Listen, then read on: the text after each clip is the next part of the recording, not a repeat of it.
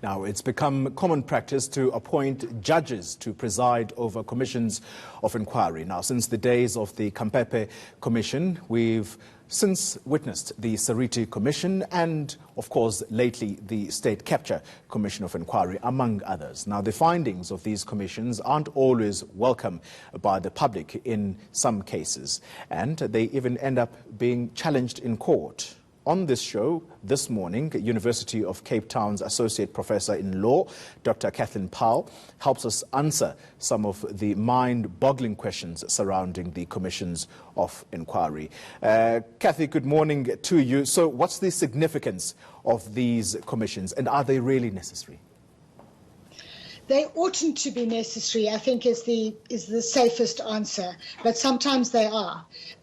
The significance of the commission is when you're trying to sort out something that has severely shaken public confidence and you need an independent investigation. The government can't claim to be conducting its own investigation if its members are implicated in whatever has happened. So the idea is to bring in an independent investigating authority.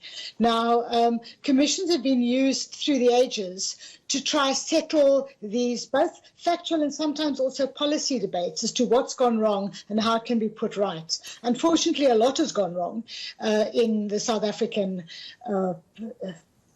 setting for the past couple of years certainly on corruption. Yeah.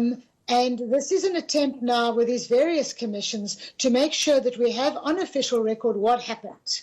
That both helps the government to act and gets its support if it has to take any unpopular measures, but it also helps to give the public the sense that something's being done and this is going to be sorted out.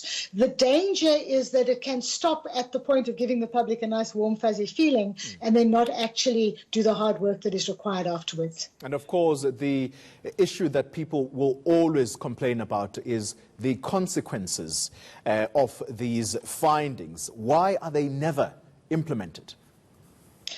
That is a question that should be addressed not to the Commission but to the government of the day. Because remember, the Commission's powers are very good for investigation. They have almost the powers of a court to actually investigate a matter.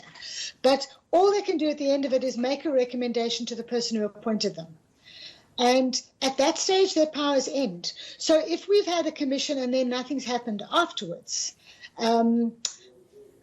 I'm thinking of examples like the Marikana Commission, where there's been recommendations that haven't been implemented. Then we need to stop blaming the commissions and actually ask the government, why haven't you done anything? We've got these facts, we've got these recommendations. Explain what you're giving effect to, when, why, and why not.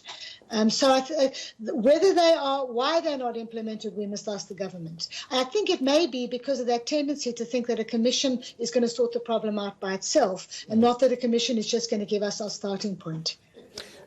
Kathy, the issue that I think interested most people recently, the Seriti Commission of Inquiry, that commission completely obliterated in the courts, and it's almost as if it never existed.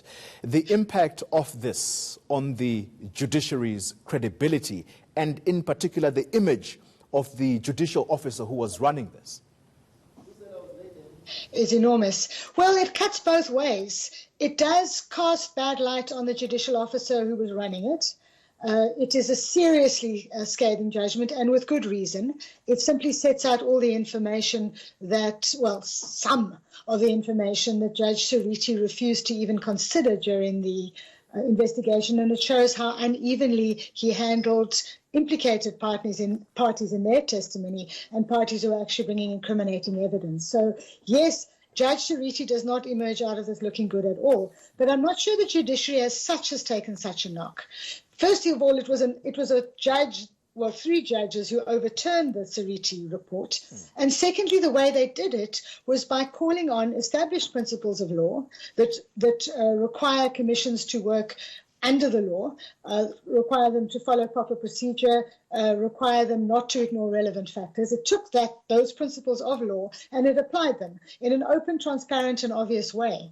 Now, if the law is being applied, the judiciary is doing its job. So what that judgment showed us is that the law can solve the situation that bad judges, the problem that bad judges create. And I have confidence as long as our judges keep doing that. And for the most part, they do. If they don't, they can be held to account under the law itself, which is what happened with Judge Suruti. Dr. Cathleen Powell, thank you very much for your time. She's an associate professor in law at the University of Cape Town.